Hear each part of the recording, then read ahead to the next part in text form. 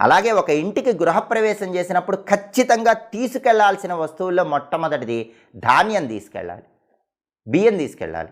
ధాన్యం తీసుకెళ్తే ధాన్యలక్ష్మి అనుగ్రహం ఉంటుంది, అన్నపానాలకు లోటు ఉండదు. అలాగే ఒక కొత్త చీపురు కొనుక్కొని ఆ కొత్త చీపురుతో పాటు కొత్త ఇంట్లోకి వెళ్ళాలి.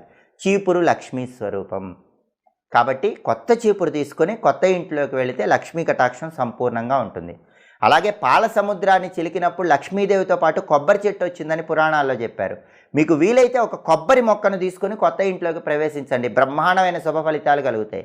లేదా కొబ్బరి మొక్క మీ ఇంటి ఆవరణలో నాటి కొత్త ఇంట్లోకి వెళ్ళండి, అదృష్టలక్ష్మి అనుగ్రహం కలుగుతుంది, ధన సంపాదన బ్రహ్మాండంగా ఉంటుంది. అలాగే నీళ్ల బిందెలు తీసుకుని కొత్త ఇంట్లోకి వెళ్ళాలి. ఆడపడుచులు నీళ్ల బిందెలు తీసుకుని కొత్త ఇంట్లోకి వెళితే అదృష్టం కలిసి వస్తుంది. అలాగే కొబ్బరి బోండం గుమ్మం బయట పెట్టి గుమ్మంలోకి ప్రవేశిస్తే ఇంకా అద్భుతమైన శుభ ఫలితాలు కలుగుతాయి. కొబ్బరి కాయ కాదు, కొబ్బరి బోండం తెచ్చుకొని